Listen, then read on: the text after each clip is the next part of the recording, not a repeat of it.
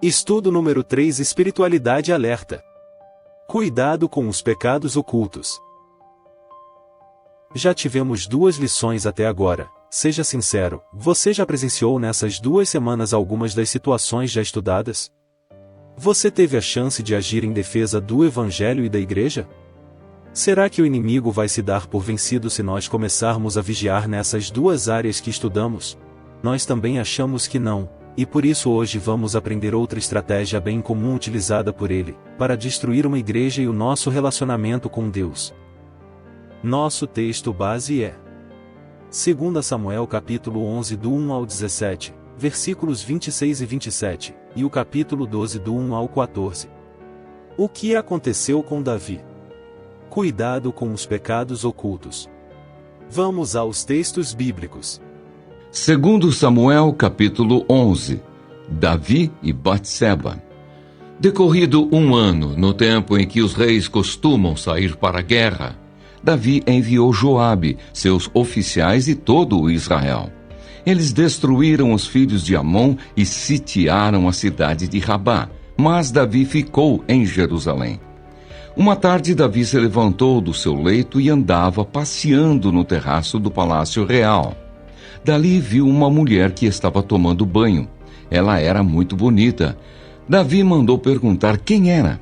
Disseram-lhe: é Batseba, filha de Eliã e mulher de Urias, o heteu. Então Davi mandou mensageiros que a trouxessem. Ela veio e ele se deitou com ela. Ora, Batseba tinha acabado de se purificar da impureza da menstruação. Depois, ela voltou para casa. A mulher concebeu e mandou dizer a Davi: estou grávida. Davi e Urias. Então Davi enviou mensageiros a Joabe, dizendo: mande-me Urias, o heteu. E Joabe mandou Urias a Davi. Quando Urias chegou, Davi perguntou como estava Joabe, como se achava o povo e como ia a guerra. Depois, Davi disse a Urias: vá para casa e descanse. Urias saiu do palácio real e logo saiu atrás dele um presente do rei. Porém, Urias dormiu junto ao portão do palácio com todos os servos do seu senhor e não foi para casa. Relataram isso a Davi, dizendo: Urias não foi para casa. Então Davi disse a Urias: você não vem de uma viagem? Por que não foi para casa? Urias respondeu: a arca, Israel e Judá ficam em tendas. Joabe, meu senhor, e os servos de meu senhor estão acampados ao ar livre. Como poderia eu ir para casa, comer e beber e me deitar com a minha mulher? Juro pela vida do rei que não faria tal coisa. Então Davi disse a Urias: fique aqui ainda hoje. Amanhã eu o mandarei de volta. E Urias ficou em Jerusalém aquele dia e o seguinte. Davi o convidou para comer e beber com ele e o embebedou. À tarde, Urias saiu e foi deitar-se no seu leito na companhia dos servos de seu senhor. Ele não foi para casa. A morte de Urias. Pela manhã, Davi escreveu uma carta a Joabe e a mandou por Urias. Na carta escreveu o seguinte: ponham Urias na linha de frente, onde o combate for mais intenso. Depois, deixem-no sozinho, para que seja ferido e morra. Tendo sitiado a cidade, Joabe pôs Urias no lugar onde sabia que estavam homens valentes. Os homens da cidade saíram e lutaram contra Joabe. Alguns dos oficiais de Davi foram mortos, e morreu também Urias, o heteu. Davi casa com Batseba. Quando a mulher de Urias soube que o seu marido era morto, ela chorou por ele. Passado o luto, Davi mandou buscá-la e a trouxe para o palácio. Ela se tornou sua mulher e lhe deu um filho. Porém, isto que Davi tinha feito pareceu mal aos olhos do Senhor. 2 Samuel capítulo 12. Natã repreende Davi. O Senhor enviou Natã a Davi.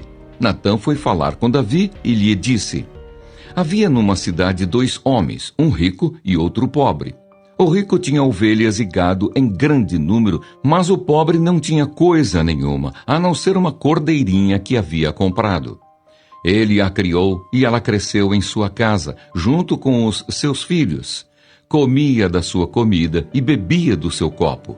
Dormia nos seus braços e ele a tinha como filha. Certo dia chegou um viajante à casa do homem rico e este não quis pegar uma das suas ovelhas ou um dos seus bois para dar de comer ao visitante que havia chegado. Em vez disso, pegou a cordeirinha do homem pobre e a preparou para o homem que havia chegado. Então o furor de Davi se acendeu contra aquele homem e ele disse a Natã: Tão certo como vive o Senhor, o homem que fez isso deve ser morto. E pela cordeirinha restituirá 4 vezes, porque fez uma coisa dessas e porque não se compadeceu. Então Natã disse a Davi: Esse homem é você. Assim diz o Senhor, o Deus de Israel: Eu o ungi rei sobre Israel, e eu o livrei das mãos de Saul.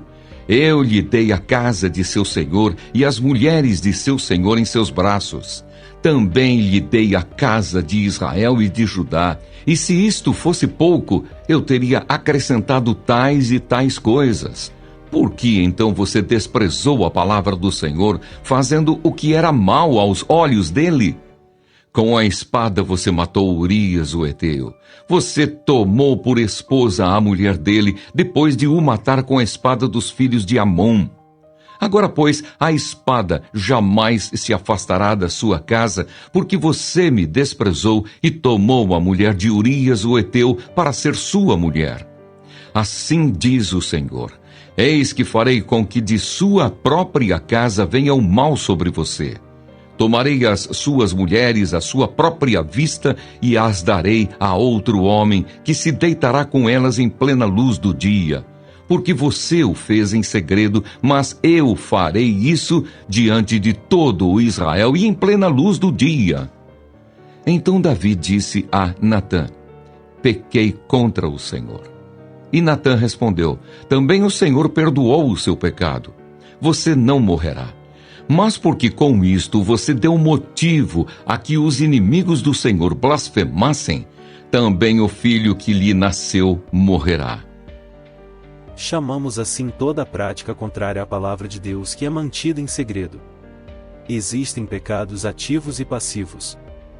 Ativos são aqueles que ainda continuam a serem praticados. Passivos são aqueles que deixaram de ser praticados, mas até hoje continuam encobertos. Não foram confessados mediante arrependimento verdadeiro. Segundo o texto no verso 1 e 2, Davi planejava adulterar com Batseba? Por que então o pecado ocorreu se não era premeditado? O inimigo trabalha em cima de nossas fraquezas, nas brechas que damos. Ao cometer esse pecado, o que fez Davi? Por quê? Porque Davi não assumiu de pronto seu erro e pediu perdão a Deus. O maior engano que o inimigo coloca em nossos corações é pensar que nós temos autorização para corrigir nossos pecados diante dele, e determinarmos nossa própria correção, nossa disciplina. Na verdade, isso é uma fuga de nossas responsabilidades, pois é mais fácil manter a aparência de cristão escondendo o que fazemos de errado. Quando agimos assim, cometemos um segundo pecado, o de transgredir a palavra de Deus, pois Deus determina que todo faltoso seja corrigido por sua liderança, senão para que serviria a igreja. O que nos diz Paulo em 1 Coríntios 5, versos 1 ao 6, e versos 12 e 13. 1 aos Coríntios, capítulo 5. Imoralidade na igreja de Corinto. Ouve-se por aí que entre vocês existe imoralidade. É imoralidade tal como não existe nem mesmo entre os gentios, isto é, que alguém se atreva a possuir a mulher de seu próprio pai. E vocês andam cheios de orgulho, quando deveriam ter lamentado e tirado do meio de vocês quem fez uma coisa dessas. Eu, na verdade, ainda que fisicamente ausente, mas presente em espírito, já sentenciei como se estivesse presente o autor de tal infâmia. Em nome de nosso Senhor Jesus, reunidos vocês e o meu espírito, com o poder de Jesus, nosso Senhor, que esse tal seja entregue a Satanás para a destruição da carne, a fim de que o espírito seja salvo no dia do Senhor. Não é bom esse orgulho que vocês têm. Por acaso vocês não sabem que um pouco de fermento leveda a massa toda? O que nos diz o autor de Hebreus 13:17? Obedeçam aos seus líderes e sejam submissos a eles, pois zelam pela alma de vocês como quem deve prestar contas. Que eles possam fazer isto com alegria e não gemendo. Do contrário, isso não trará proveito nenhum para vocês. Davi estava ciente que sua atitude era mal aos olhos do Senhor? Por que continuou agindo assim nos versos 25 a 27? Deus deu oportunidade a Davi para buscar sua restauração? Por que Davi se enfureceu com a história de Natã, mas não a aplicou à sua vida? Como Deus classificou a atitude de Davi de continuar mantendo as aparências sem buscar restauração para o seu pecado oculto? Porque Deus não deixou que o pecado de Davi continuasse oculto. Você acha que Deus mudou no presente a sua forma de tratar seus servos? Porque mesmo depois do pecado de Davi, Deus ainda o manteve como rei. Conforme 2 Samuel 12 versos 13, qual foi a reação de Davi, e a de Deus? E o que aprendemos com ambas as declarações? Aprendemos que Deus perdoou Davi, mas lendo 2 Samuel 12 versos 14, que lição aprendemos para fugir do pecado? Deus não desejava revogar a unção e os dons de Davi, nem os nossos. Deus deseja a nossa santificação. Deus vem ao nosso encontro não para nos humilhar, mas para restaurar e destruir a ação do diabo em nossas vidas, para que restaurados possamos continuar sendo usados por Ele em sua obra. Para refletir e praticar. Foram muitas as consequências do pecado de Davi. Primeiro, a criança fruto do pecado morreu a despeito das intensas orações de Davi. Segundo, Davi foi desmascarado publicamente. Terceiro, da sua casa nunca mais se apartou a espada. Assim precisamos entender que os valores de Deus não mudaram. Ainda que a sociedade à nossa volta se desfibre e perca o seu referencial de certo e errado, não podemos ceder às pressões. Não podemos imitar o mundo. Temos que ter coragem para ser diferentes. Não podemos brincar com o pecado e nem o flertar. Não podemos nos acostumar com ele. Não podemos criar mecanismos para justificá-lo e contemporizá-lo. Lembre-se que arrependimento dos pecados a Deus não é opção e imperativo. Reverendo Carlos Roberto de Freitas.